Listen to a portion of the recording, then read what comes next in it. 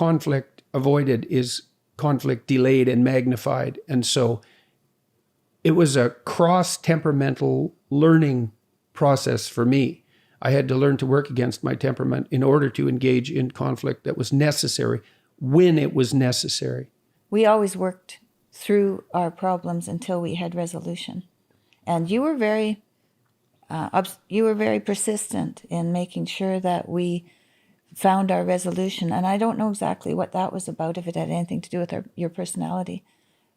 Well, I think partly, weirdly enough, it was a consequence of my dislike of conflict. I thought, oh my God, we have a problem here. It's an actual problem. It's going to happen every day or every week or every month for the rest of our bloody lives. Let's hash it out right now, despite the fact that that will make me sweat and raise my blood pressure and exhaust me. Because if we could actually negotiate our way through it and come to a solution, we wouldn't have to have a fight anymore. Yeah, and that worked. We went through our problems, and we still continue to go through our problems. We don't rehash stuff all the time. No, well, we made rules too. And one of the rules was, and this has been a rule that Tammy and I have used in our whole relationship, is like, do not agree to something you don't agree to. Because the worst thing is you negotiate out a settlement and the person decides they're going to implement it, but really they're resentful about it because they didn't want to have any conflict, and then they're crabby about it every time they do it, and they do a terrible job, and they're irritated about it, and that lasts forever.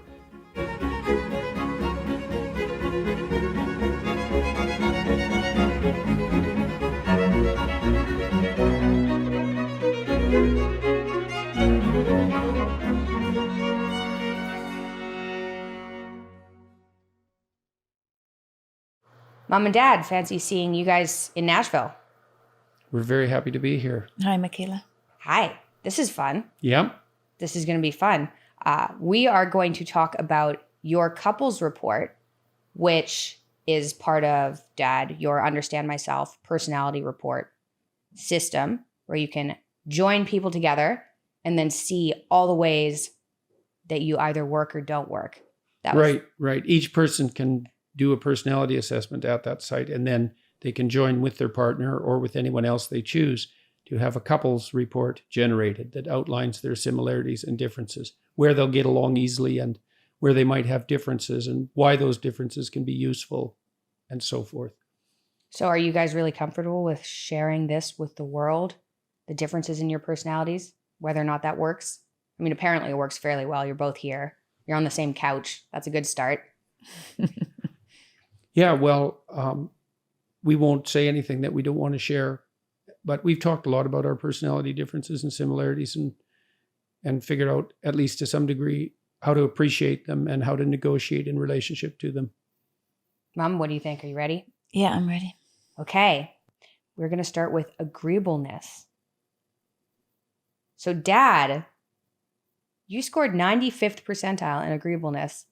That's sad.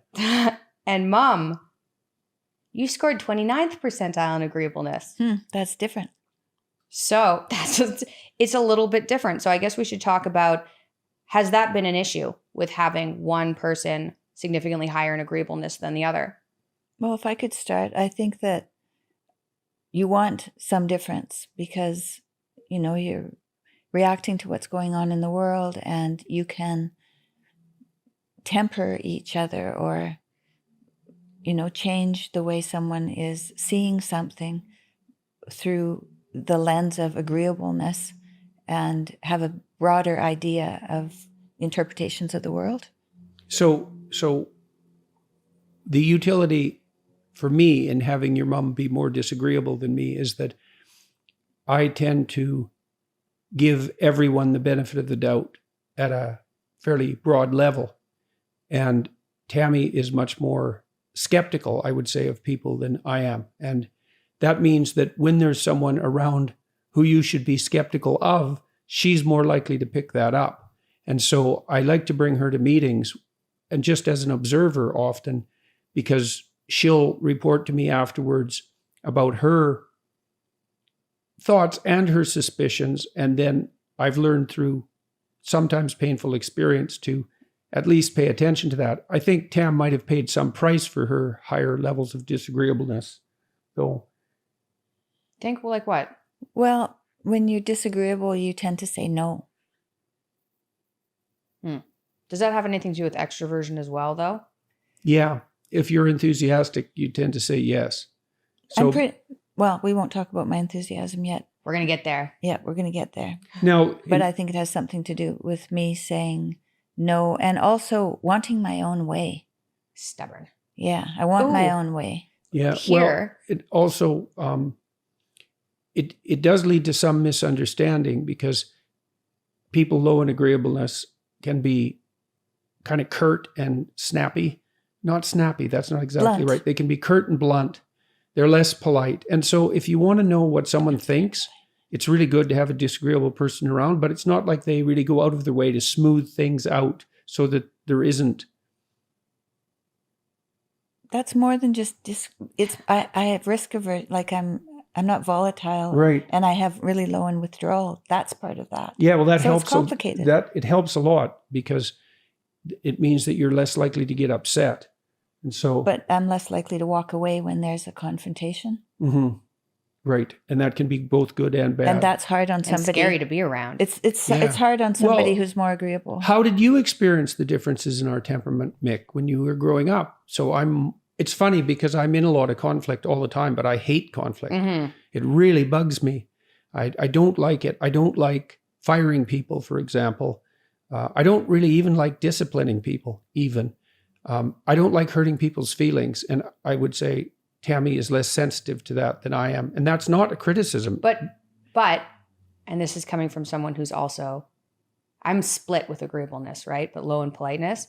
I don't think mom would hurt somebody's feelings unless they kind of deserved it, right? Well, I think... And your, I guess, description of what deserve would be different. Yeah, well, I think your mom's judgment is really good. And I think she often puts people in their place, let's say, when they deserve it. And also, she's also extremely compassionate towards those who need it, but not towards those who don't. So your mom was unbelievably responsive to you guys when you were infants. So how did you experience the difference in our temperaments, you and your friends, and at least When you were younger? agreeableness? Well, when people It's came over, complicated. they used to be initially afraid of you, like, oh, Jordan. But then when they got to know you, that would switch over to mom. So that's one example. How else? If I needed to get a yes from a parent, I would probably go to you. That was very sneaky and treacherous of you. So was there a downside to that? The fact that I would be more likely to say yes, and an upside to your mother's propensity to say no? Everything was so muddled together because of how sick I was that it's difficult to say. So Is a disagreeable person more likely to tell you something that they see as an issue to discuss that might be sensitive than someone? Yeah. Definitely. And That's why it's useful. And so that's truth, right? That's truth. Yeah. Well, and the relationship between disagreeableness and truth is an interesting one. The thing about disagreeable people is because they're, in some sense, a little bit more out for themselves and are more likely to bargain on the part of themselves than on someone else's part, is that they might be more tempted towards deceit that was self-serving directly, whereas an agreeable person would be more tempted to like smooth over the truth and make everything nice so no one's feelings get hurt. Yeah, both those don't work out well. No, well, that's why it's nice to have a dialogue. Yes. Right. And Both those don't work out well. it's also, their own.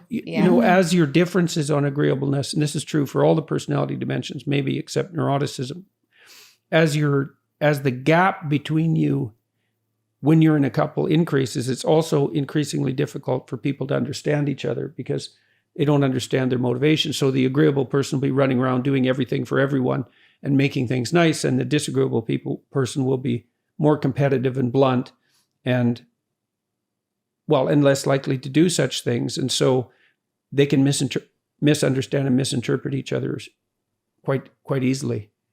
So I'm going to just read a couple of sentences so people can get an idea of what you get out of this report, because this is the amount. Okay, so you basically do the Understand Myself personality test. You get 2 people to do that, and then you can hook it up online.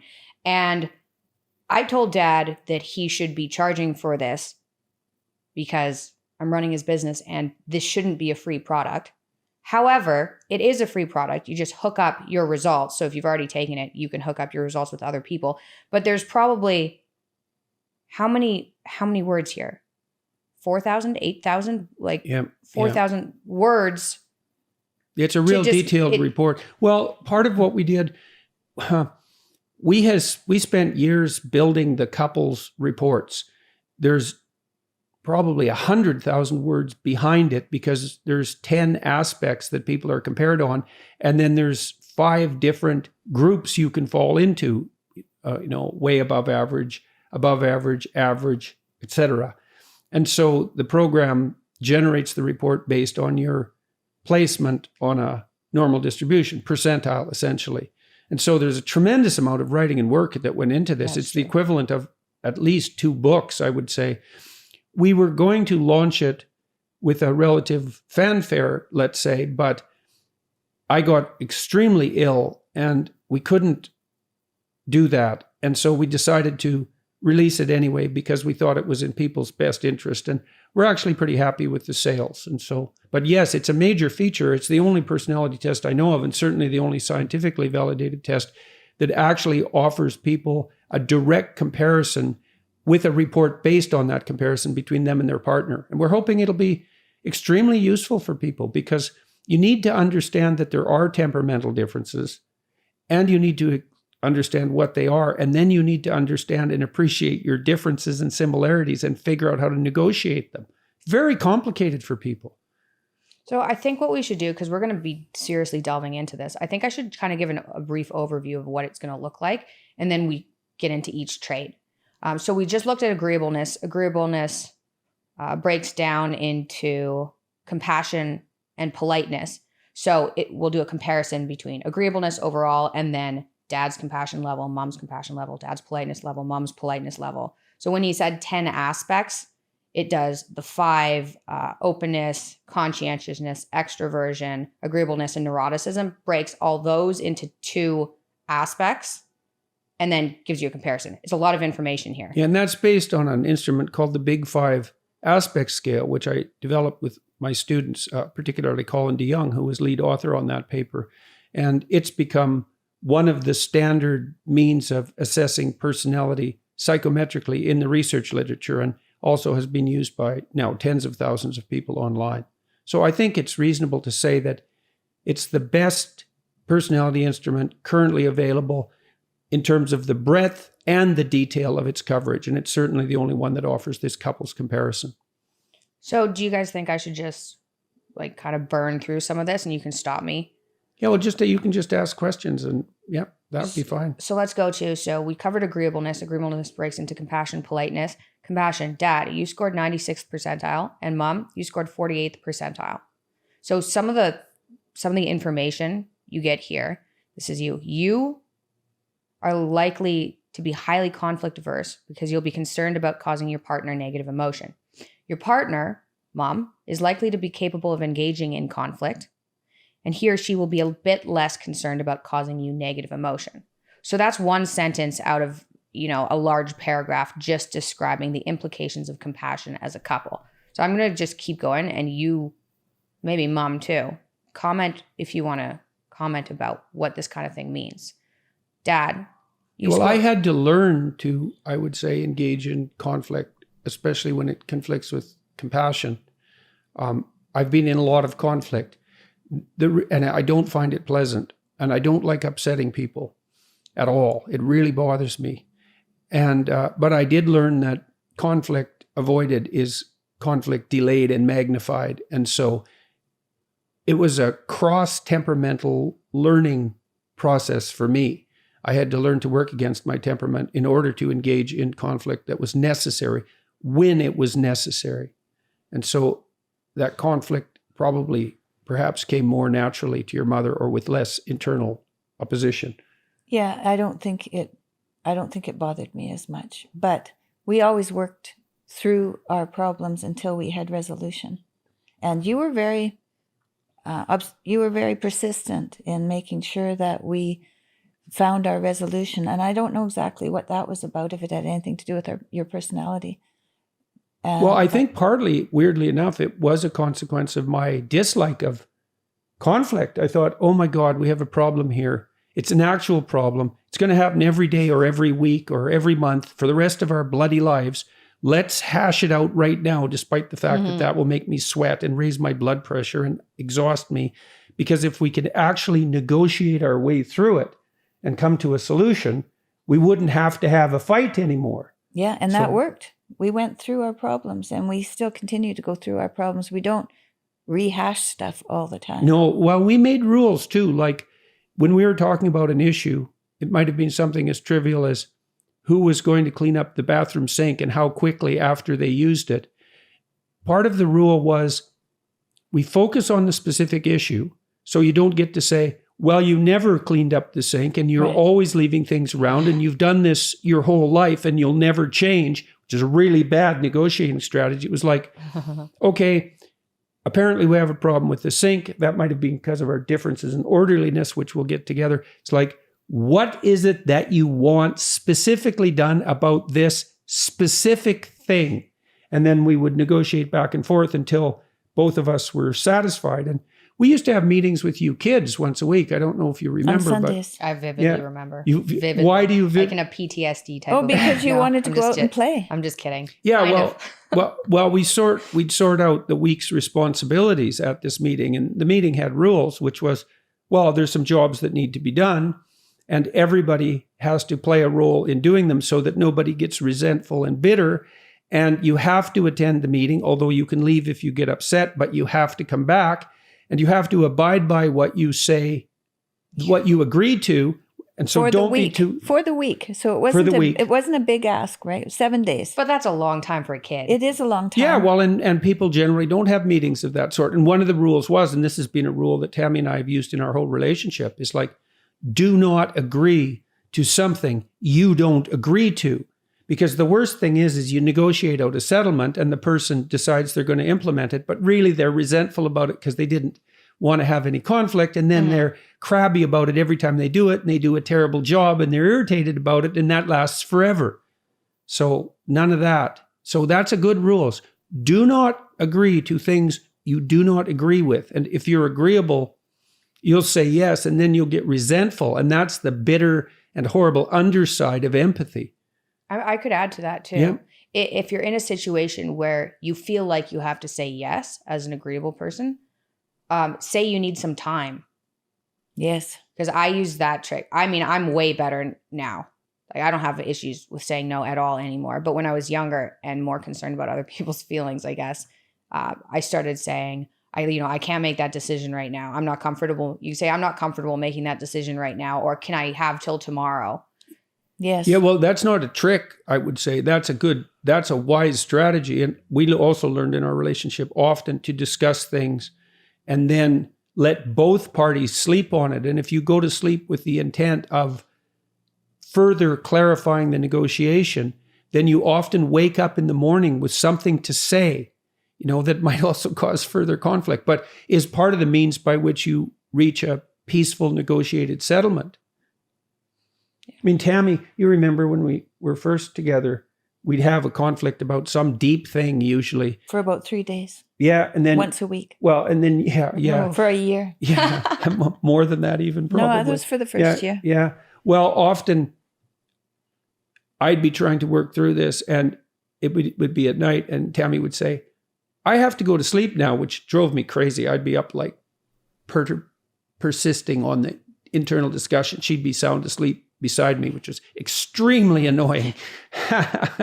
But she would very frequently wake up in the morning with something to say that was helpful or with a dream that related to those kind of pauses that you take when you sleep allowed me to reflect and find out what I may have brought to the situation. And that always helped. Yeah, well, that was another thing we did constantly too, which was to try to figure out how, I would sit on the end of my bed, and Tammy did this as well, when we were having a fight and think, okay, what stupid thing did I do at some point in the lead up to this discussion that increased the probability that this would be unpleasantly conflictual and that's interfering with the solution. And man, if you ask yourself that question, you'll get an answer. And then you can offer that answer to the person. You can say, look, despite the fact that you're utterly wrong and that this is horrible and you should just listen to me, because that's what you like to think, you could say, well, here I figured out something I did that was not optimal or maybe outright wrong, and it's complicating it. And so, like, sorry about that. And you have to mean that. And if you have any sense, you do. And then we could progress. Yeah, that was a great strategy, because I think it not only deals with the situation at hand, but it deals with behavioral patterns that you've had since childhood that sometimes don't work anymore. And in the conflict, you can see the discord and you wonder what you may have brought to it. So then that can shed some light on past behaviors, and then you can update them. Yeah, outdated. Through the negotiation. Well, yeah, that's a huge part of what you're doing in negotiation, is that update. Yeah. It's also the case that if you concentrate on your stupidity, you now have a problem that you could solve, whereas you really can't solve the problem of your partner's stupidity. You know, you can negotiate and you can discuss it, but really that's in their domain. So you should really pray to be enlightened about your own ignorance and limitations and error, because you can get rid of that with good faith and through negotiation. People are not good at negotiating. One thing too you can offer your partner, we did this a lot too, is like, okay, looks like I'm in the wrong here. What do I have to say? What words do I have to say to you right now that will satisfy you? And you might think, well, if you loved me, you'd know, or you should figure out the words on your own. It's like, no, I'm stupid. You tell me, I'll wander through these words awkwardly and artificially because I'm not very good at it, and maybe I'll get better at it in the future. You can give your partner that gift, right? You offer them conditions for your satisfaction. What do you want? That also forces you to specify what you want. You have to ask yourself, like, you're upset. Okay, what do you want? Well, I don't know. Fair enough. We can talk about it. And then maybe you identify if it's, well, I want you to suffer. And then that can pop into your head and you're like, oh, maybe I'm contributing to the problem too. Yeah, maybe. Right. Yeah. Okay, next. We're still in agreeableness. Yeah. We're still in agreeableness. You are high in politeness. This is my favorite aspect. And you are low in politeness. So you scored 85th percentile, Dad, and Mom's scored 16th percentile. Right. That's a big difference. Yeah, there's big differences. That's a big our difference in between us, yes. Yeah. And I noticed this often when we were fighting, arguing, because Tammy would say something so outrageous and impolite, and then she would top it with like another thing that was even more outrageous and impolite, and then with another, and they were usually, and impolite people can be very funny. They were usually so over the top that it would make me laugh, but it was that impoliteness that does cause friction in our relationship, because she's more likely to be curt. And Mom's pretty curt. Yeah, and pretty blunt. And blunt. And so, I'll try to do something nice for her, and she'll say something curt or blunt, and then, that hurts my feelings. And but yeah, well, c'est la vie, but you're pretty damn funny. And I think I like that provocativeness I'm trying to be more kind and loving. Yeah, well, I have a better relationship now with my conscience, or with my intuition, or my higher power. I have a better relationship, and I'm trying to, because, all of us have these personalities we're given. We're wrestling with. And then, do I want to be that blunt? Well, in some situations, yes, but in a personal situation with someone I love, well, no. Yeah. No. I don't want that. Yeah. And with regards to this distribution, like, we all have temptations towards certain sins, and what we've been gifted certain virtues that make it easy for us. And it's really useful to understand that temperamentally. Like, an extroverted person is going to find it easy to be social, but an introverted person is going to have to learn. Oh, I've had to learn a lot. Right. And especially now that he's a public figure, for me to be involved in that, I've had to learn a lot about being in a situation with people I don't know and striking up a conversation. Yeah, and you're getting good at that. Introverts can get unbelievably socially skilled, but they have to learn it consciously. And that bluntness and impoliteness, I do believe that was part of what attracted me to you to begin with, because you were teasy, and there's a playful element to that, or there can be, even though it's like harsh play, right? It's like playing with a dog who might bite you, but a playful dog. And I really admired the fact that you weren't a pushover, like ever since, right? Yeah, someone taught us how to do that. We're pretty good at barking, actually. Yeah. You inhale when you bark. Row. Mom? We can even fool dogs. I already barked. You started this fiasco. Okay, I think, moving on, I think that we should, I'm going to skip a couple. Let's do extroversion because we were talking about that one. Okay. Oh, yeah, let's. Yeah. So Dad scored 98th percentile in extroversion, which is extremely high. And Mom scored 88th percentile in extroversion, which is also very high. So let's start with enthusiasm. I guess enthusiasm is fun. You guys were actually fairly close. 92th percentile for Dad and 86th percentile for Mom. Yeah, well, that's one of the things that's actually made our relationship easy. Dangerous. Yeah, both of those. But the thing about your mom is that if I offer her an adventure, she'll say yes. That's fun. Yeah, because That's she's trouble. enthusiastic. So, for example, earlier this year, when I was still extremely ill, we started talking about this upcoming tour in 2022, and it's a major undertaking. I think we've got 150 cities slotted or something. And What? well, I don't know, it's lots, 100 anyways. Wow. That's a lot. And I asked her if she wanted to do this, because she seemed enthusiastic during the discussion with Creative Artists Agency, who is helping Crazy arrange this. enthusiasm. Yeah, and she just about died 2 years ago, and then like I wished I was dead for like most of the last 2 years, and we had no idea really if I was going to be able to manage this at that time, but we thought we better get on with our lives anyways. But your mom is always up for an adventure. And I had faith too that you would be better as well. I really did. Yeah, so that's been really helpful for us, because my life has been pretty wild in many ways, but with a tremendous amount of opportunity. And your mom, despite her lower agreeableness, if there's an adventure to be had, she's on board with it. And you might think 88th percentile and 98th percentile aren't that different, but if there were 100 people in the room, I'd be more extroverted than two of them, than all but two of them. Whereas your mom would only be more extroverted than 1 in 10.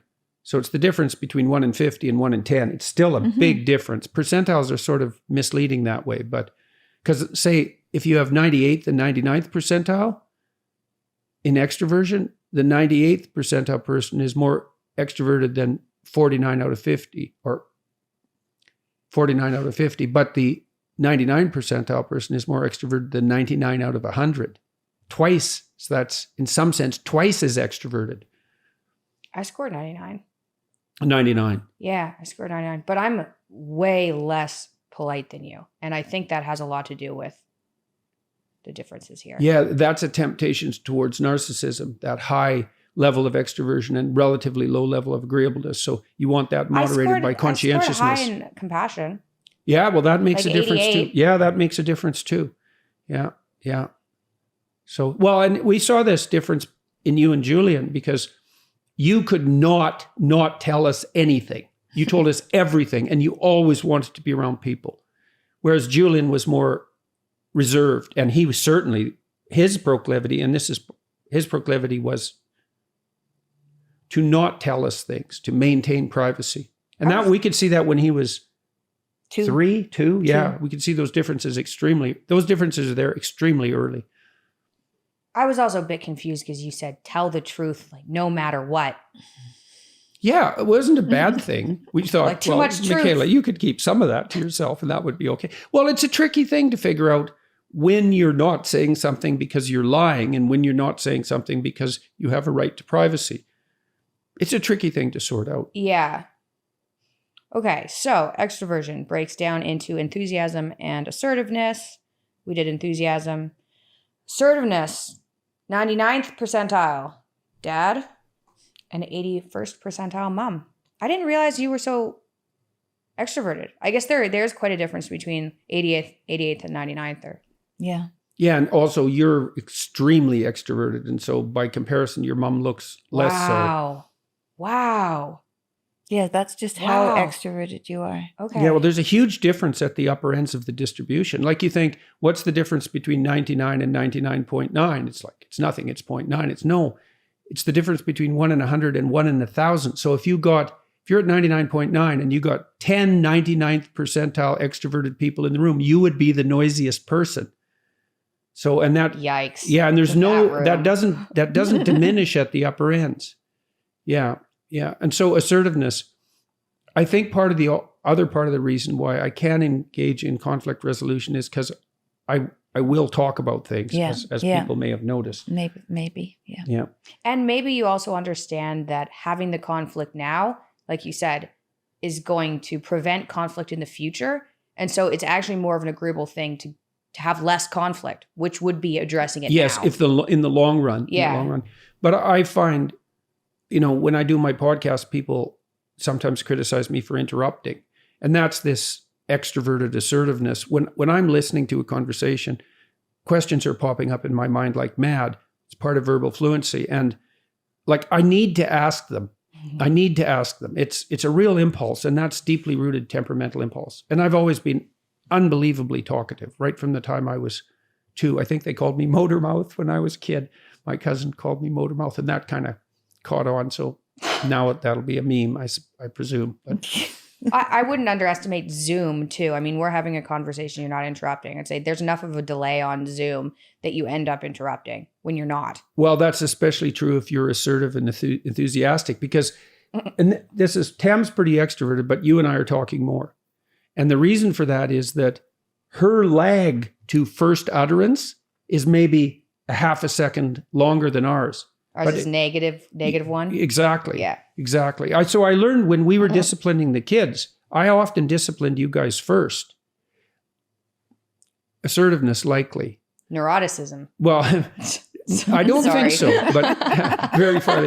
But I learned that if I could just shut up for like 5 seconds, that whatever annoying thing was going on would annoy your mother, and then she would intervene.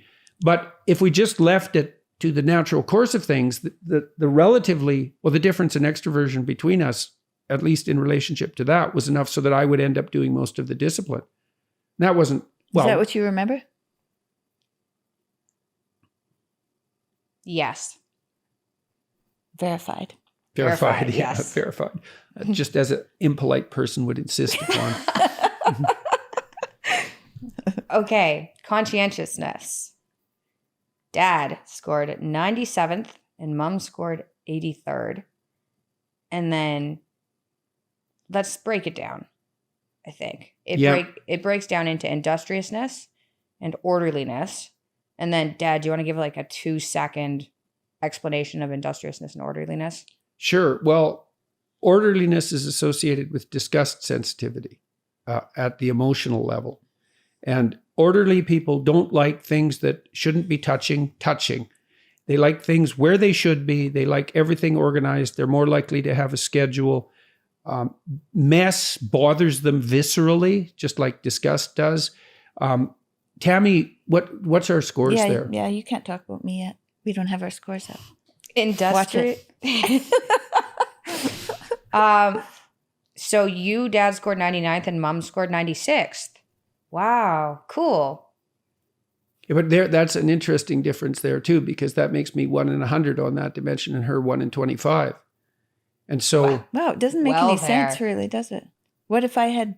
It would make sense if we 30%. showed. It would make yeah, sense well, then if we there'd be showed a on huge graph. difference. Then Well, you'd that's be 1 already in a 3. huge. Yeah. Right. And so, like, left to my own devices, I would just work all the time. Yep. And there are lots of I could get people a like key that. and just lock you in there. Yeah. Well, we kind of did that in my office because we learned. No, I learned. You go ahead. You can tell that story. When you went to work, you didn't want to be interrupted, so I didn't interrupt you. So you could be there for hours and hours and hours. Yeah, and then I'm kind of fascinated by how you can do as much as possible in the shortest possible period of time. And that's always kind of a game for me, and that's associated with industriousness. I like to work. I would work all the time, pretty much. I'm getting better at leavening that with recreation. especially artistic recreation. And I like to spend time with your mom and you guys. So those were good breaks. And But I have a much more balanced life. Yeah. I have a much more balanced day-to-day experience. yeah, that was especially true And that was years good ago. for you Yeah, definitely. because you learned how to do some things besides work. Yeah. Well, I also trained myself when I was especially in graduate school, to really work. I wanted to see. How much? I spent like 5 years pushing the limits of my ability to work. And then I figured out how to pull back a little bit from that because I was exhausted.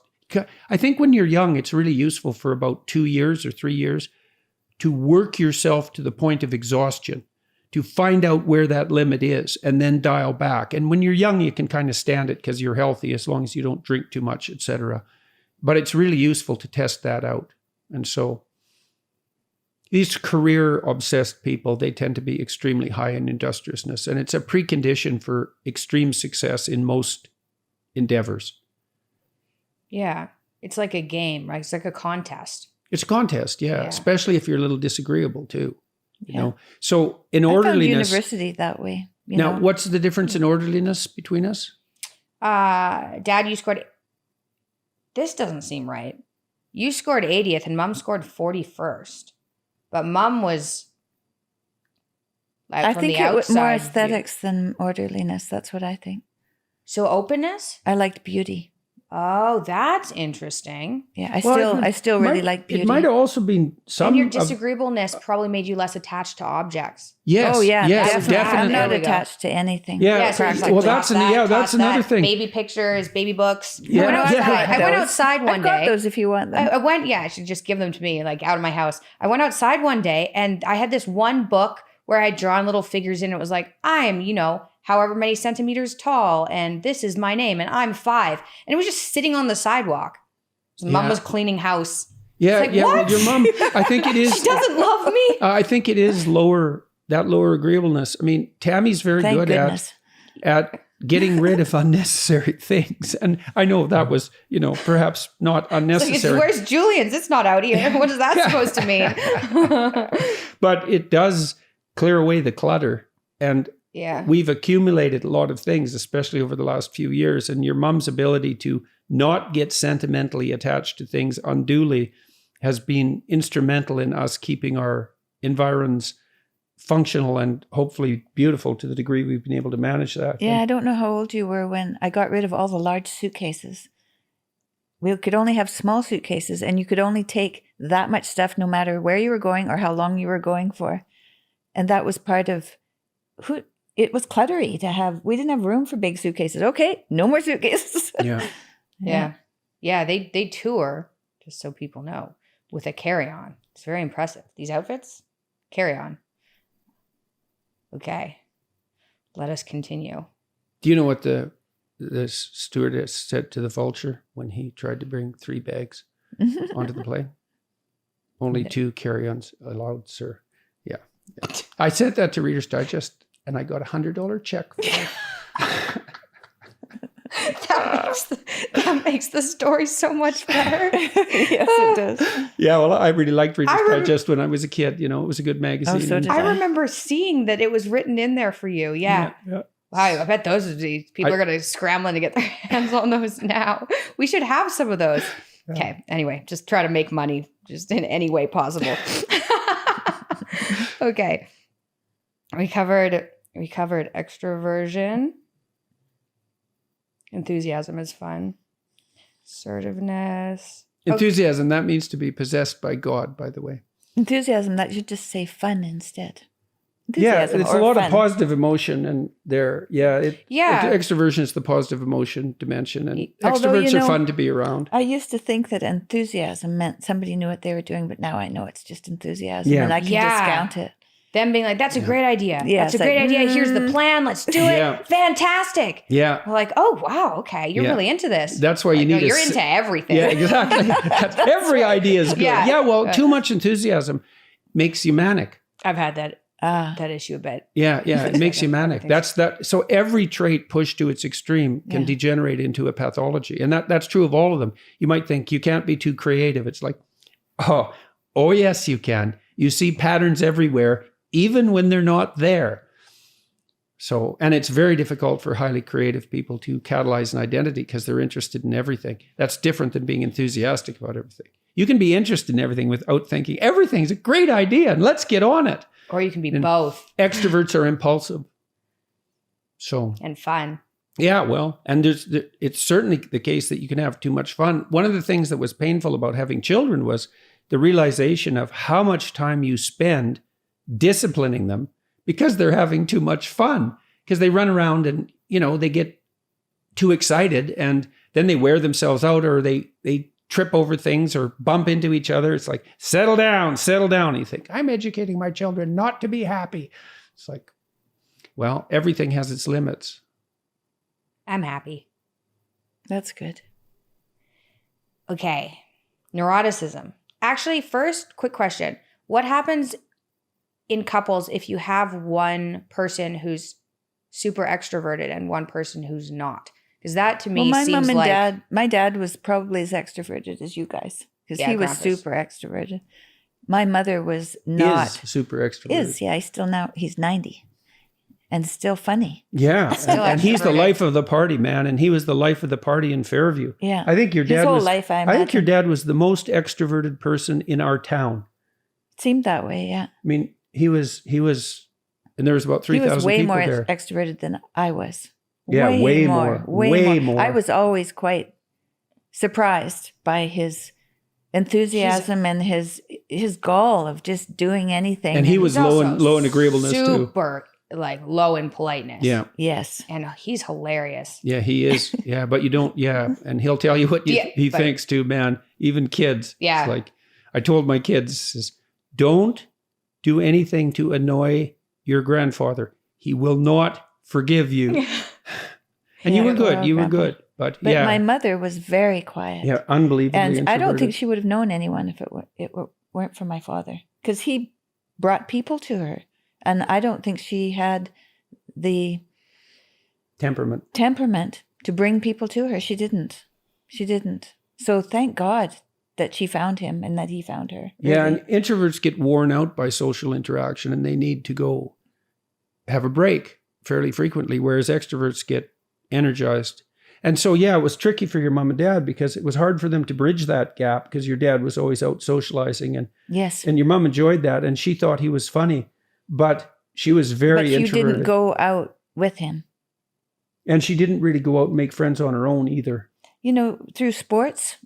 And that's something that she did, was sports. Even though she was introverted, she could act out something. Open. But not, maybe more open. Yeah, because that can sometimes override it, right? If you're an introvert, but you're high in openness. Well, she was actually a good athlete too, so that helped a lot. It was a domain of competence for her. And that's a kind of social activity, right? It's not sitting around talking, which extroverts will do. It was going out and doing things with people. And so that's something for introverts to consider too. It's a good avenue to social interaction, shared activity rather than mere socialized conversation. Like dancing. They went dancing. Yeah. Oh, You bet. They curled together. They golfed together. And Mom went and watched all the sports that Dad did, hockey and baseball. And so she was out with people when he was doing things. And then when she was a little older, she was doing them too. And did very well with them. Yeah. My mom is extremely high in enthusiasm and my dad is very low in enthusiasm, although he's quite assertive. Makes him a complicated character because he's half extroverted and half introverted. And so he was difficult to understand in that way. But it's difficult to rouse Dad to enthusiasm for any activity. And that's hard on my mom because she's really enthusiastic and less assertive, although not unassertive. And so that has been a point of conflict between them in their relationship. Okay. Neuroticism. So you scored 74th. Yeah, I was probably still pretty sick when I took this test. And I've done this a number of times throughout my life. I know it says clearly on the website, you can only take this once, which is terrible marketing. I don't think that's true either. I don't think it's true. You go through life changes, you can do it again. Right, but there should be a gap between the times you take it. Yeah. Oh yeah, you can't just repeatedly take it till you end up with the personality you don't have, but you want. Yeah, for sure. Well, that's really why built that caution in there. Let's just say just don't cheat. If you just Yeah. repeatedly answer the questions honestly, because I did this when I was young and it was pretty much the same. But when my depression went away, my neuroticism plummeted. So the withdrawal aspect too, but also the volatility went way down. Depression is a modulation of your neuroticism in some sense. And so it's always been difficult for me to answer the neuroticism questions because when I'm healthy, I'm low in withdrawal and I'm low in volatility. But when I'm unhealthy, well, both of that mounts up. And so then the question is, because I've had some repeated bouts of depression, the question is, well, who are you? And the answer is, well, it depends on whether or not I'm depressed. Yeah. And so it's hard to answer. But I think, and this is, you can tell me if this comment is wrong, but I think people can get along with a variety of different personality traits, right? But if you have two neurotic people, I'd just try and find, I remember seeing my score and my score in neuroticism was like 90 something. I was like, okay, there's certain personality traits I want in a mate, but I definitely can't be with another neurotic person. Well, women initiate about 75% of divorces. And there are multiple reasons for that. But one reason is that women are higher in trait neuroticism. They're more sensitive to negative emotion. So they feel more units of negative emotion subjectively per unit of stress. That's a way of thinking about it. And so they get unhappy faster. Now, why is that? Well, the jury's out on that, but some possible reasons. It seems to kick in at puberty because it's not true for boys and girls. They're smaller. Their upper bodies aren't as strong. They're not likely to win physical contests, especially with men, especially with tough men, despite the Marvel movies. And so the world is more dangerous for them in some sense physically. But I think more importantly is the fact that they are going to bear primary responsibility for dependent infants. And if you have an infant depending on you, you should react to the world as if it's more dangerous than you might if it was just you navigating through it.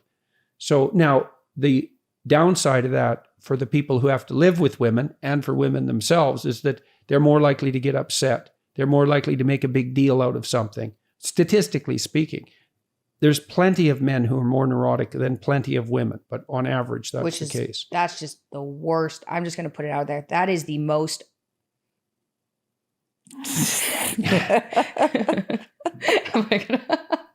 Yeah, well, it's useful for men to understand this, because women. I got Mom. Oh, Michaela. That's extroversion. Talking away and then realizing what she's saying. Yeah, that's for sure.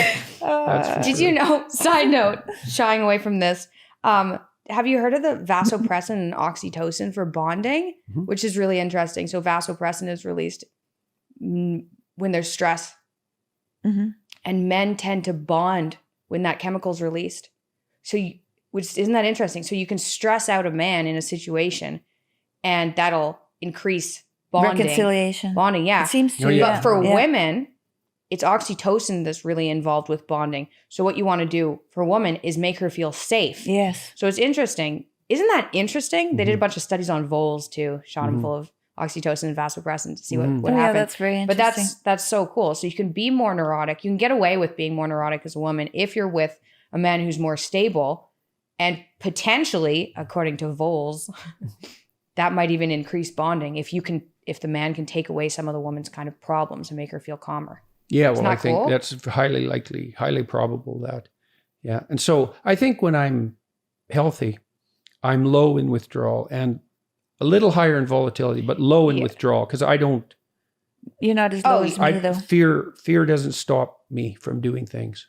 Yeah. So this, I would say when you did this, because you scored 80th, and that's just not true because you wouldn't do a world tour and meet all these people if that was the case. You just stay at home, right? You scored a third. Yes, I have no withdrawal. So we're a little bit, the sex differences here are turned around. Yeah, I know. Well, that's yeah. Well, and so that means that when we have a disagreement for whatever it is caused by my need for safety being a woman and your need for being having some sort of reconciliation, is kind of backwards. Yeah, well, your mom has a relatively masculine temperament because she's Agreeableness, low in too. agreeableness and low in neuroticism. And I have a relatively feminine temperament, especially when I'm Yes. depressed. And so, and that's it's interesting to consider that in light of this cultural argument about sex and gender. Well, there's two sexes, let's be clear about that. And there has been for several 100 million years. So there's actually no dispute about that.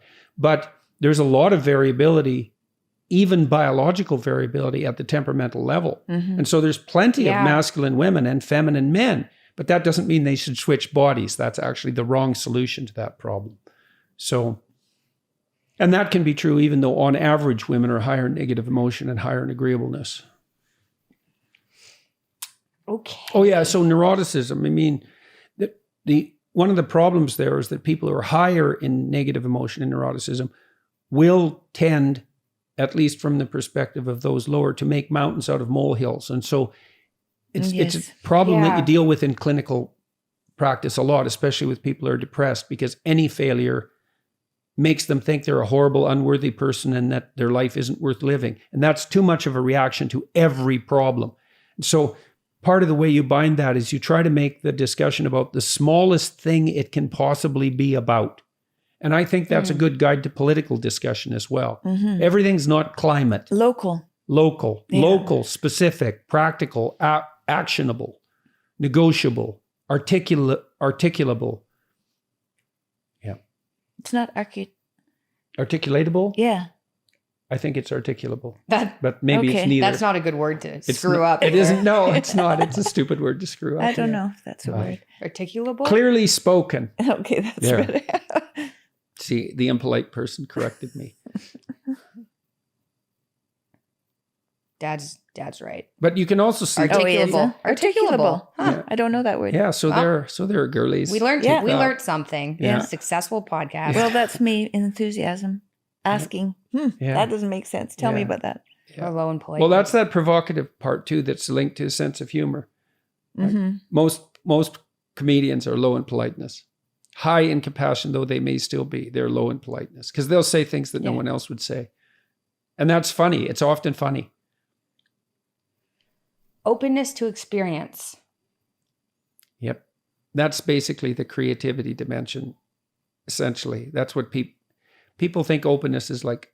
How willing you are to discuss things. How open. It's not a great name. The psychometricians didn't nail that one well, but it's a hard one to get right. But you can think of it as creativity and interest in ideas, and that's really Openness what it breaks to down experience, I think. Yeah, is if you better. just if Yeah. You openness to you have to experience say the is whole better. thing, otherwise it's misunderstood. to. Yeah. So, Dad, you scored 98th overall, and Mom scored 68th, and that breaks into. So when I scroll down here, actually, I'll show it on the screen, but you can see behavioral roles, your virtues and faults as a couple, and that's under all these different personality aspects. So intellect, that's the first one. It breaks into intellect and then openness. Intellect, Dad, you scored 97th percentile in intellect. Mom scored 34th percentile in intellect. And that's really interest in semantic ideas, I would say. So people high in intellect, they're philosophically minded. They like nonfiction, particularly. Men are likely to be higher in this intellect than women, although women are higher in the other aspect of openness, which is more interest in aesthetics and formal creativity and more likely to read fiction. And so I'm really, really interested in ideas, although I'm also interested in aesthetic experience. And your mom is definitely less interested in ideas than I am because I'm obsessed by them. You are? So, Oh, Yeah. yeah. You are. Obsessed by ideas? oh yeah. Okay, Yeah, you noticed that? Some people have noticed that. Yeah, I mean, when I was in graduate school, I Yes, was I am. thinking about ideas at an extremely rapid rate, 16 hours a day. Like it was nonstop. The only thing I could do to stop it was go lift heavy weights. It was the only thing, that and alcohol. When you were a little kid, when I knew you, when you were 8, 9, 10, you seemed very thoughtful. You seemed very interested in the books that you were reading. So the whole ideas had already, Oh, yeah. that already begun. Yeah, I was reading, like, I always went to bed and read. Like I read a book a day when I was a kid. science fiction book usually, but I read a lot of nonfiction, World Book encyclopedias, and I was obsessed with words. I couldn't tie my shoes up. If the shoes were on a newspaper, an old newspaper, sitting in the porch, I'd stop and while I was tying my shoes, I'd read all the newspaper articles. My brother was the same. I used to do that. He couldn't get in the house because he'd kneel down to take his boots off, and there he'd be reading the words, newspaper. man, words in combinations I haven't seen boxes. before. Yeah. Yeah. So. Okay, so and then there's Then there's the other aspect of openness, and what's the differences there? 96th for dad and 87th for mom. Yeah, and that was a pretty good point of contact for us too. And Contact, so for a long time, I was obsessively investigating and buying art, and I bought like 400 paintings, but I whittled them down from a subsample of a larger sample of say 4,000. So I'd go on eBay and look at like 2,000 paintings in an evening, which you could do on eBay, which was really cool. And I got so the good ones, what I thought were good, would sort of pop out at me. And then I'd print them out and lay them on the floor. And your mom would come in, and with her unsentimental and judgmental eye and slightly less interest in aesthetics, we would go through them, and I would ask her, okay, there's 10 here. Get rid of the worst one. And she was very good That's at that. fun. Yeah, it Mom worked would really like well. that. Yeah, she liked that. She liked that. That's Well, a good she way also to pose really it liked too. Find the best one. Get rid of Yeah, it. no, no, it's easier get to- rid of the worst one. one. Yeah. Because And if you then- like them all, you have to get rid of the Yeah, I'd worst one. already Yeah. pre-screened them, but I wasn't going to buy 10 a night. I only wanted to buy 4 a night. Yeah. So, but that worked out really well. And it was interesting too, because your mom was kind of worried about my art buying obsession, which lasted about 3 years. Could have been more worried about it. Yeah, But I wasn't. but generally when I brought her upstairs to look at the paintings, she'd say, well, I don't like that one, and I don't like that one, and I don't like that one, but you can get those other 3. And that was enthusiasm plus her interest in aesthetics. And so, That's funny. yeah. Okay, well, And that's a good one. I think it's really hard for couples where one person is really high in openness and the other one isn't. That's a hard gap to bridge, man, because the one person is going to be really interested in ideas and in art and literature and music and all of that, all of the whole artistic realm. And the other person isn't struck by that or consumed by it. And I don't know how to mediate that. Well, that was gap. good for us, for sure. Yeah, it really worked made it for good us. for us. I mean, my mom is lower in openness than my dad, and art scares her, especially if it has to be nice. Like she'd have her house covered with kittens if that was a possibility. In fact, she does to some degree. I bought some rough Russian Impressionist paintings from an artist that I really liked in the Soviet Union, and they were selling for like nothing. They were next to free. I bought my dad 10 of them, which I really liked, and sent them to him, and he liked them a lot. But Mom wouldn't let him hang them upstairs. I think they were too unsettling for her. But he eventually got them framed and then brought them up sort of one at a time, and she got accustomed to them and then liked them. And then years later, probably 10 years later, when I reminded her of the first part of the story, she didn't remember it at all. She really liked the paintings by then, but it took her a long time. Art is quite terrifying, and if you're naturally attracted to it, that's one thing, but beauty is no small force, man. And so for people low in openness, they're not attracted by the aesthetic experience to such a degree. And so it's kind of unsettling for them. So, and that's a tough I remember I bridge. went to visit my dad, and we had gone to Vancouver, and I said, let's go to the Emily Carr Museum. Well, why would we want to do that? Yeah. He said he wasn't very high in openness. No. Right? But- What makes you think that'd be a good idea? Yeah. But I think, what about this though? If you have someone who's extremely extroverted though, then wouldn't that just override it? Because even going around. No, they just want to go there because to be part of the crowd and have fun. Yeah. So Yeah, it but could. they don't care about the art.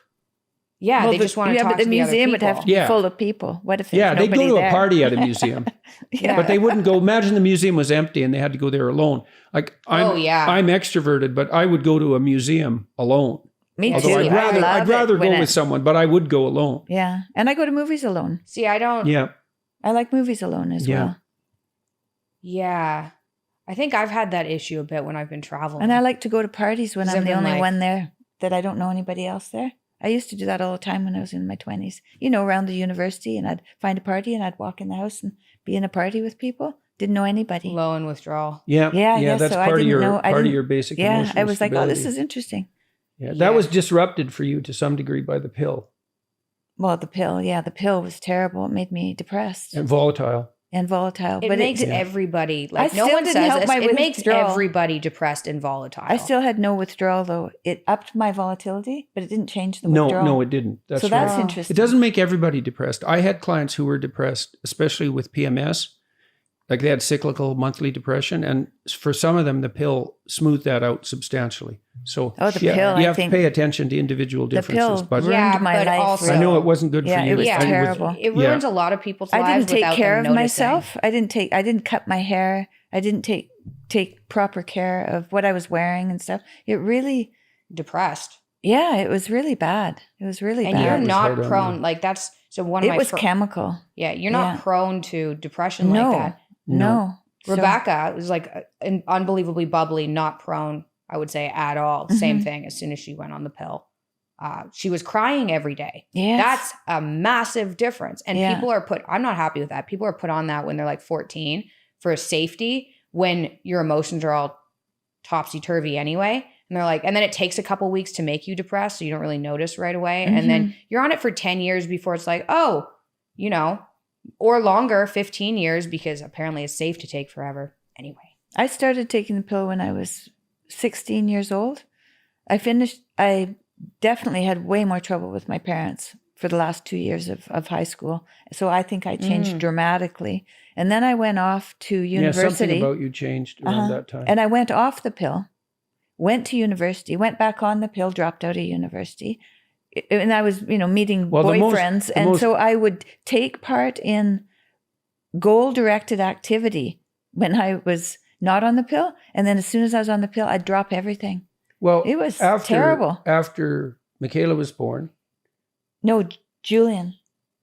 yeah, that's right. After Julian was born, we were getting along pretty well, and you went back on the pill. And I went back on the pill when Julian was a year old. Yeah. And Oof. I was a completely different person. And luckily someone came to visit who said the same thing happened to her.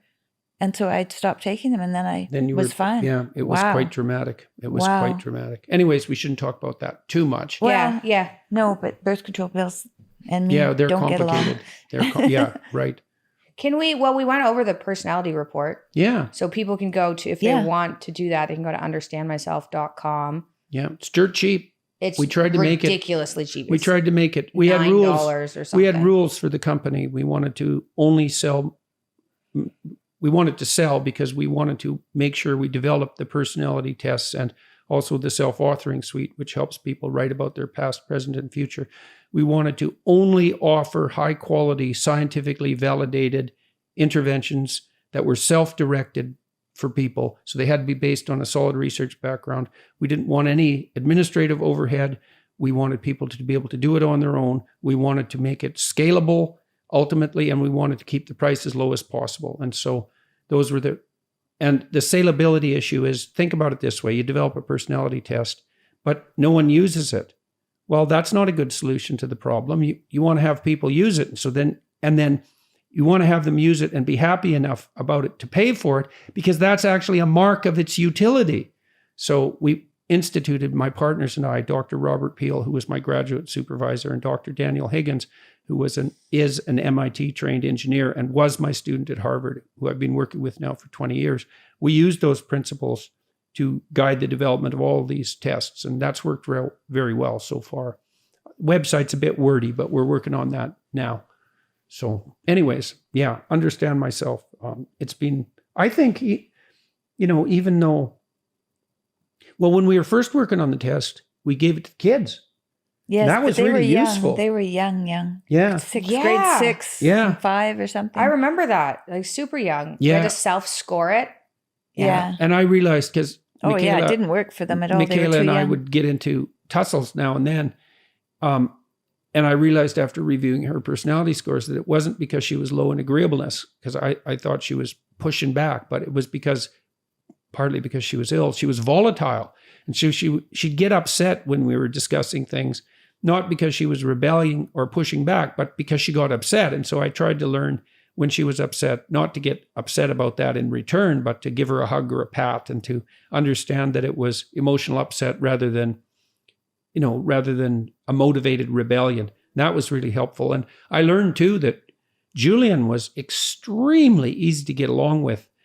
And it wasn't because he was agreeable. Yeah, and it wasn't because he was agreeable, because he's not agreeable, but he's really emotionally stable, really low in neuroticism. And so, when in retrospect, I thought, well, that makes sense, because if he said no, you couldn't get him to do it. Like really, when he was a little kid. When he was a little kid, he used to say yes in school sometimes, but not do it. Yeah, he just didn't want to be bothered by the people who were asking him. Shut up. So I had to explain to him. I said, there might be other kids who want to do this. You've said yes, you've got the right to do it, but now you didn't do it. Someone else didn't get to do it. So just say no and get on with it. Well, now he just says no very easily. Yeah. When he was that used to confuse me. Confuse me. Hey, can you help with this? No. Yeah. What do you mean you can't? Like, I don't really want to help with this either, but I'm helping with it because the other person needs help. You're just saying no. What are you doing? Sitting at home? Like, I want to be sitting at home. When he was about 11 months old, he had this tippy cup, and we'd fill it with water or milk and give it to him. And he used to make dots everywhere with it. And when that was milk, that wasn't such a good thing. So we tried to get him to stop doing that. And we finally had to take the cup away because there was no way he was going to stop doing that. And he was only like 12 months old, 11 months old. And I had a battle with him one time when he was learning to feed himself because he had taken the spoon from his mom. He wasn't going to give that goddamn spoon back. And then he wasn't eating because he'd just eat a bit and then he'd play. He was playing hockey. Yeah, he was playing hockey. That's right. With his spoon. And then he was getting too hungry, and then he'd get crabby and he wouldn't nap. And then he was upsetting his mom. And I thought, all right, kid, I'm taking that spoon back because I'm going to feed you. And it literally took me 3 hours fighting with this like 10-month-old kid. It wasn't really a fight, though. It was really ingenious. So he'd poke him in the shoulder a little bit, and Julian would be sitting there with his mouth shut. Yep. Like just try to feed me. And then he'd poke him a few times and he'd go, rah, and then he'd stick the food in his mouth. Then he'd try to push it out with his tongue. So airplane mode. Yeah. I thought it was on airplane mode, but apparently it isn't. Let me fix that real quick. So it got so intense, this fight, that your mom had to leave the room because she couldn't tolerate the conflict. And it was making me sweat too, but I thought, there's no damn way this 9-month-old kid is going to win. I was patient. Like I'd learned at that point when I was disciplining you kids to not get upset. It was just like, no, on the steps with you. You stop doing that. When you're willing to behave like a civilized human being, you can come back. That was the rule, right? Do something disruptive. Words. Yeah, you remember those words. Well, you were pretty easy to discipline because... Very easy. Yeah, very easy. We should have known you were agreeable right then. All we had to do really was say no. And we didn't even have to say it very harshly. You just stop. I think I scored 50th percentile because the compassion was at 88. Okay. Politeness is at like low. But Julian, when we used to put him on the steps, man, he would just sit there and rage, like his fists clenched, his jaw clenched. He'd say, are you ready yet? He'd say, not yet. But he was trying to get himself under control. Wow. And we'd go over there. And he was very young. I remember just being sad. Are you ready to get off the steps? No, I'm not ready yet. And then he'd get himself under control. It was really interesting to watch him build that internal apparatus to control that. And he got extremely diplomatic because he was so disagreeable, but because we were disciplining him, he would just worry that edge, like, how much can I get away with? Exactly, precisely, right now. And your mom and I would watch this because, especially if he went to daycare and interacted with some kids who were full of tricks, he'd come home full of tricks, He'd try them out. Let's try this out, see if it works. And Scarlett does that. Yeah. They get well, it's a sign of that imitative instinct. Who are you? Yeah. So no one likes that kid. That's right. Stop being that kid. Yeah. And so Tammy and I would talk because we tried to present an integrated disciplinary front. We weren't going to let you kids play one of us against the other, although I imagine you'd managed that some of the times. And we'd say, okay, Julian, he's getting out of hand here. We're going to crack down on him for 2 weeks. He doesn't get away with a whisper out of line. And so we'd really like attend to him, right? Watching him. If he ever did anything out of line, it was like, stop. And what was really interesting, this was so interesting. Every time we did that, he liked us way more. Oh, yeah. Yeah. He would It was come for so attention interesting. way Yeah. more. It's not was so- chaos, right? They've Right. got some boundaries. They're not just like, well, how far can I go? Yeah. Oh, I Where have are a the story. walls? I have a Yeah. story. So when we were in Boston, I was taking care of these little kids one afternoon. Someone's care worker had a car accident and they didn't have someone to take care of him. And I had your friends that used to come over and play all the time. So I had this troop of kids in the house. And so this little guy came in and he was about 3 years old. And his mom said, don't worry, he won't eat anything, but, just keep him for the day. And I thought, well, that doesn't make any sense. So at Don't worry, he lunchtime- won't eat anything. Yeah, so at lunchtime we sat down, we had chicken pot pie, and you guys knew that you had to eat, and so did the two kids that always came. They knew they Yeah, had except to that eat. one kid, he would only eat hot dogs at home. Mitchell? Yeah. Oh, was that right? Yeah, but he ate Oh, I didn't everything know at that. our He house. probably It knew quite what was funny. up. Yeah, Hot dog sorry, diet. Oh, I didn't know that. Yeah, keep going. Tam. Anyway, this little kid sat down and he wasn't going to eat anything, but we did the same thing we did with Julian. Yeah, except I used more reward. And then he would eat something and we'd go, good boy, pat, pat, So pat, pat, pat. we tried to feed him something, eh? Yeah. And he was about 4. He might have been Oh, 4. He might have been geez. 4. We tried to Yeah. feed him something, and he'd go like this. Yes, And I that's thought, right. well, that's what Yeah. that's what a 9-month-old does, is just move his head. I thought, oh, this kid hasn't been interacted with since he was 9 months old. Yeah. And so I just keep the spoon in front of him, and with a little bit of one, finally he'd eat it, and then I go pat, pat, pat, pat, good. And then he got hungry, Tammy was once he doing was this. eating. Well, you did so the feeding, not me. sad. That Yeah. was you that did that. Yeah. Yeah, and but you were there. I was watching. That's Yeah. right, and you kept rewarding him. Yeah. And then it was so interesting. So when I had come home that day, that kid was standing in the porch by himself, looking miserable while the other kids were playing. And I came in, I looked at him, I thought, what the hell? That's not good. And so then I poked him a bunch, to try to play with him. And he just went like this. He was sullen and he had no idea how to play. And so that was really sad. And then lunch was after that. Anyways, Tammy fed him and he got right to the bottom of the bowl and finished it. And she said, look, you finished it. Look what you did. And he just lit up into a huge smile. Oh, that's going to make me cry. Yeah. Oh, it's That's so worse. It's sad. worse. It's worse. He wasn't Well, then- toilet trained yet. Yeah. He followed Tammy around for the Oh, rest of the it's day terrible. like a puppy. Like he was right on her path. And then Yeah. When would- we sat down, we used to go downstairs and watch Disney, and he sat on my knee. he climbed right up on her and grabbed her like that little monkey clinging to the wire mother in the famous experiments. And then, Jesus Christ, his mother came home and came Oh, downstairs no. and she saw this kid clinging to Tammy. And she said, oh, super mom, and grabbed him by the hand and left. It's like, That's a horrifying story. yeah. Well, she was a psychologist too. So just to put another I think her twist on husband that was story. a psychologist. Okay, whatever. Yeah, they No, were he psych- wasn't. Yeah. Yeah. Anyway, I Yeah. hope that day was enough to really help him Yeah. some. Well, Yeah, at least right. he- Or just make them hate you.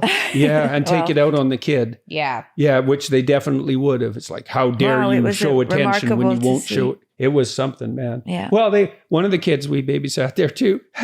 This kid, the one that wouldn't eat anything at home. He was actually a pushover. This kid, he wasn't tough. He was lovely. He was a nice kid. But Yeah. one day he had a temper tantrum in our house, and he could have a temper tantrum till he turned blue. He He'd would hold his breath. till he turned blue. Then pass out. Try that at home, folks, and see how much willpower that takes. Well, Yeah, he I was didn't having a even know temper people could tantrum do in the that. kitchen, and he held his breath and turned blue. We just left, No, we put him on the stairs and he woke Oh, up yeah. on the stairs. and there's no one around. It was like, oh, that was a lot of work for nothing. Anyways, he I didn't have didn't any even know temper people tantrum could again. do that. Oh yes, Well, I didn't know kids that can do either. it.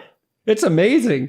Yeah. It shows you how much will there is there, and you want that will directed and disciplined and all of that. Not spent So- on passing out. Yeah, Yeah. exactly. Yeah, Yeah. not spent on counterproductive activities. Okay. Well, we went through everything. Okay. What do we, want to do We could now? talk a bit about the United Disciplinary Front. I mean, Tammy and I agreed that we were going to discuss our disciplinary strategies and implement them and watch each other, because you need two people to do that because sometimes you're in a bad we mood. didn't and all really that. disagree on that this very Not a much lot, at man. all. No. Just so I know, just like we could clip this or something. This is just how to Fine. work with your partner to discipline properly. Yeah. Yeah. Well, and one of the advantages to that, and so we didn't let you kids, and this I turned this into one of the rules of my book, first book, don't let your kids do anything that makes you dislike them. And that was a rule in our household. It's like, we're not going to dislike our kids, period. We're going to not only love them, which kind of comes along for the ride, at least to begin with, but also like them. And so we never let you guys do anything that made us displeased with you for any length of time. And one of the great advantages of that was that we could take you to restaurants even when you were very little. And so you were much less of an impediment, so to speak, to our social lives than you would have been. Otherwise, we could only keep you in the restaurant for about 45 minutes to an hour when you were little, you know. Scarlett, have you seen her in restaurants? Yeah, she's she great. can sit there for 2 hours. Yeah, she's great. Yeah, Scarlett's very socially appropriate. Well, she doesn't have any sugar in her diet. That helps a lot. think, she's not hyperactive at all. Yeah. No, she doesn't have a neediness to run around. Yeah, but you've done a good job But with she's her. playful. Thank you. She's very playful. She's very alert cute. and she's very socially appropriate. And that's such a gift to give your kids because then people used to come over to our table all the time because they'd look askance at us when we came in with little kids. It's like, oh my God, this is going to be a terrible show. And then you'd sit there like civilized human beings for, up to an hour. And people would come over and they were smiling at you and looking at you in a pleasant way, really positive reinforcement for you guys. And you got to come with us to other people's houses often because you were well behaved. We got invited back. Yes, that's right. We got invited back. Yeah. If you go over to someone's place with your kids and you don't get invited back, well, it's probably either you or the kids. Well, it's definitely you. But we had If times. it's the kids, it's also you. We had times right. in restaurants in Boston. Oh, you'll remember this one in Boston, where you would misbehave in a restaurant. I'd just take you outside. Often it was winter, and we just stand there. It was like, okay, kid, here's your options. We can stand here in the cold, which I can probably tolerate more than you, for as long as necessary, or we can go back into the restaurant and act like civilized human beings. What do you want? Restaurant, please. So do you remember the time in Toronto? I don't know if it was you or Julian, but I think it was Julian. We went into a donut shop to get a donut and he was misbehaving in some manner. So I just went outside with him. No, I put him outside. There was twice. Oh, there was twice. I put him outside. I was sitting right in the booth. I put him outside. It's like, you can stand out there till you're a civilized human being. And this woman she got so upset about that she literally, once he came back in, she literally went outside and put her butt against the window and shook it back and forth. That's right. And then laughed. It was like, how dare you try to make your child, act like a civilized human being so people like him. Yeah, it made her very upset. That's a nice show Uncomfortable. of being upset. You can tell that story. I remember one horrible story. So I was on methotrexate and naproxen, which completely obliterated my appetite in the morning. I was nauseous in the morning. Yeah. So Dad used to kind of force feed me, which was just as unpleasant as it sounds. Yeah, it was awful. We were at a stop going to the Big Apple. The Big Apple. That's right. On the way from Toronto to Montreal. Yeah. And it was lunch or breakfast. Yeah, lunch. Yeah. And we were sitting at a table and I was like, I'm not hungry. I'm not eating. I was probably 9 or something. Yeah. And Dad was like, oh no, you're eating this. Yeah. Right. And it was that's just a. Mom and Julian left. Yeah, we went because outside. It wasn't pleasant, because you weren't hungry at all. We didn't fight about it exactly, but you were not motivated to eat I was at upset. all. Yeah, of course you were. Yeah, but you had to eat because you were already losing weight. And they told us, your kid has to eat or she's going to. Wonder what would have happened if we would have just given her some meat. Jerky. Though. I used to ask for jerky for Christmas. Yeah. Yeah. But anyway, the woman. Well, we didn't know. Yeah. Yeah. Well, obviously, how would we have known? I was feeding you. Obvious meat diet. Okay. No, not obvious. and encouraging you to eat. Yeah. I wasn't force feeding you. I wasn't prying open your jaw. I feel like we used to talk. Okay. Yes. Well, we should clarify. Encourage. Jordan force fed his children. Yeah. Well, the rule was you had to eat your lunch because, for I was losing reasons. weight. Yeah. You were losing weight. And this woman came over and she sat behind. I remember this vividly. I don't remember. When she came up. Yeah. You were there. She was sitting behind me. You were feeding me from here. And she turned around and just like berated you. And I can remember that made me so angry because I was like, you have no idea what's going on here. Even I knew that. I was only 9. I was like, how dare you interrupt this? Yeah, well, that was you unpleasant. knew that you needed to eat, but it's not easy to eat when everything tastes like cardboard and you're Yeah. not hungry. And Yeah. it's not easy to eat at all. And you were too young to take that on to yourself. Mm. By that time, you were giving yourself your own injections, though. Do you remember how that happened? I do. I remember I missed this whole Simpsons episode. Oh yeah. Yeah. So, do Here's you remember? Simpsons. Yeah, I can remember like having the needle and being like, ugh, can't do it. The Simpsons playing downstairs. So Took me Michaela the had entire you had to have a needle how often? A day? twice a week. Twice a week. And so we were administering it, but that was scary for her because needles are scary for little kids. But, Yeah. So it was we- also the alcohol made me nauseous. Mhm. And because the methotrexate had made me nauseous in the morning and it was yellow when I was swallowing it and the injection was yellow, I had nausea associated with that color yeah. yellow. Mhm. So when I gave myself the injection, it'd make me nauseous because I'd already associated nausea with yellow. It was just, Yeah. So I used behavioral techniques with Michaela to help her learn to inject herself because we thought it would be better if she had control over that. And so she was motivated by money, and she still is. And she knew what money was by that point quite. sour keys. Yeah. Yeah. She knew what it could be exchanged for.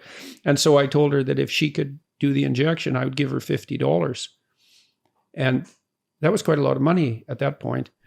And so she sat for 40 minutes, I would say, on the stairs with that needle poised to inject and fighting with herself and Kitchen table. and then kitchen table, and then did it. And then I think the next day it was, I'll give you like $40, but you have to do it in 15 minutes. And then we whittled it all the way down to 5 minutes or $5. It was $5. I got $5 every time I gave myself an injection. Yeah, for a long So time. I was like 17 or yeah. 16 Well, we or wanted, something. we wanted to sort of balance the scales a little bit, but you were extremely good at it. It was way better. It became, part of the daily routine. It wasn't a big deal. You weren't afraid of it anymore, and it was under your control, little which bit. it really needed to be. Well, yeah, you should be. It was a little lot bit. better though. It was a lot better. Yeah. Yeah. As good as that can be. Mm. Yeah, it was as good as it can be, and sometimes that's enough to make all the difference. Well, is there any, I have more questions, but we've been going for an hour and a half, I think is time to wrap up. Yeah, that's pretty We good. can always do another one later. Yep. Okay. Well, that was fun. Yeah, we can see Yeah, how that was people fun. react, and if they have questions, then at some point we could answer specific questions about relationship difficulties along the given traits. Yeah, that's a good idea. That sounds good. Well, thank you guys. That was fun. Yeah, thanks, Mick. Thanks, It was Mick. fun. Mhm.